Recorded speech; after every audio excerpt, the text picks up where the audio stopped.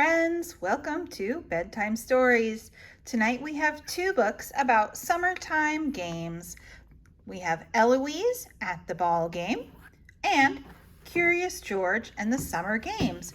We're going to start with this one first because of the Olympics.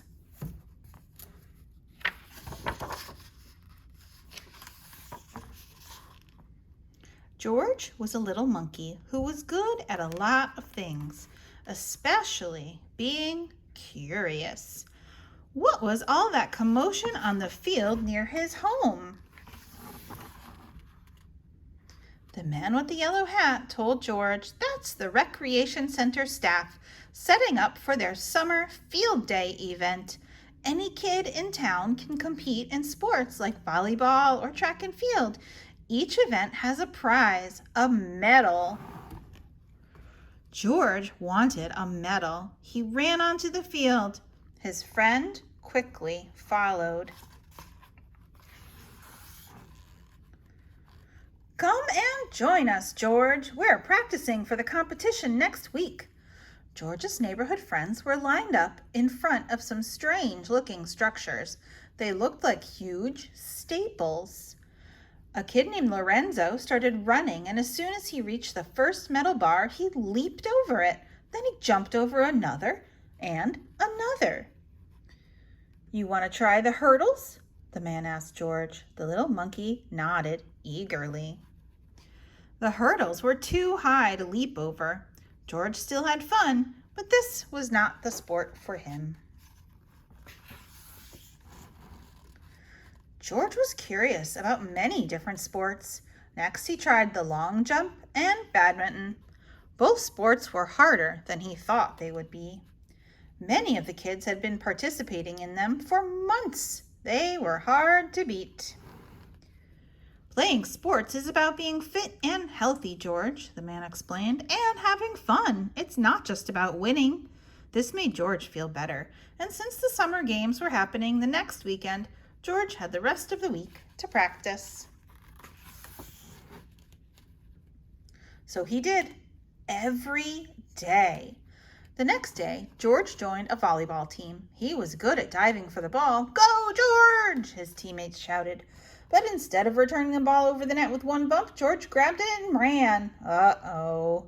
George would need to learn so many rules about this game before he could play the right way. On Wednesday, George returned to the field. He was curious about the relay race. He saw kids take turns running with a baton around a large oval track. It didn't look too hard. George was assigned the anchor leg, which meant he would run last. It's a very important position. But he didn't understand he could only take the baton from his teammate. He took the first baton that came close from another team. Oh, George. The track coach steered the little monkey in the direction of the gymnastics area.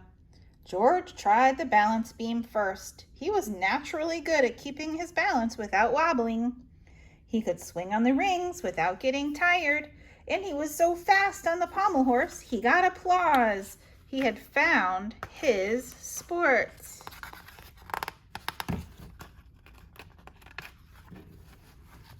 George spent 2 more days practicing his skills with the other gymnasts on the West Street Wonder team. Stella, one of the younger members, showed him how to pirouette on the balance beam. I bet you're as excited as I am, she said to George. It's my first competition, too. Whoa, look at all that. So much fun. Finally, the summer games arrived. Gymnastics was up first. George enjoyed cheering on his teammates, even though he did sometimes forget he shouldn't be doing cartwheels on the sidelines and distracting the audience. But oh, look, Stella hadn't started her routine. She was nervous, and there were so many faces watching from the stands. Yeah, that's not unusual. George heard someone say Stella had stage fright. He knew what he had to do. Before anyone could tell him it was against the rules, he climbed onto the beam and did a handstand. Stella smiled at him. George then held out a hand. Stella reached her arms out and bowed. Then she did a perfect pirouette. George mirrored her. As long as Stella kept her eyes on George, she didn't feel nervous. She finished her routine to grand applause. There wasn't a medal for doubles gymnastics, but there were ribbons for team effort. That was just fine with George. Making new friends and learning a sport had been the best part of the summer games. Besides, there was always next year. The end. Which sport do you think you would have participated in if you were with George? Now we're going to read Eloise at the ball game. What kind of ball game is she going to? My name is Eloise. I'm a city child. Take me out, Eloise, to the ball game. Eloise, take me out to the crowd. Eloise! Please get dressed. We must go, Nanny begs. Coming, Nanny, I say. Weenie and I put on our team shirts and our lucky hats. We are going to a baseball game. Our seats are behind home plate. Popcorn here, yells a boy. Popcorn here, I yell. Oh, I love, love, love popcorn. Hot dogs here, yells a boy. Hot dogs here, I yell.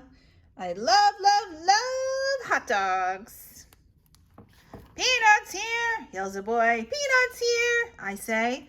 Oh, I love, love, love peanuts. Cotton candy here, yells the boy. Cotton candy here, I say. No, no, no, Eloise, Nanny says. Yes, yes, yes, I say. You look green, Nanny says. I feel green, I say. No more snacks, Eloise. Look at home plate, Nanny says. It's your favorite player. My favorite player is up at bat. He hits the ball. The ball flies right at us. Foul ball, yells the umpire. Look out, Nanny says. Look out, a boy yells. I take off my lucky hat. I skibble to the left. I skittle to the right.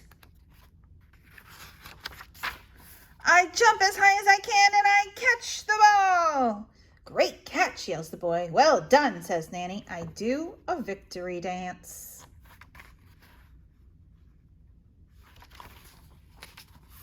I give Weenie a high five. I kiss my lucky ball. Eloise, begs Nanny. Sit, sit, sit. Your player is going to try again. Nanny and I hold hands.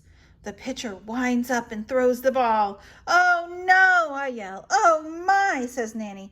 The ball goes right up over our heads. Foul ball, yells the umpire. Oh dear. I try to send my player my special signal. Keep your eye on the ball, I yell. I cover my face. It is hard to watch. He hits the ball. It is going, gone. Home run, yells the boy. We won, I yell. Well done, says Nanny. The crowd roars. Oh, I love, love, love baseball. The end. I hope you enjoyed our stories tonight, and I hope that you have a wonderful weekend. Good night.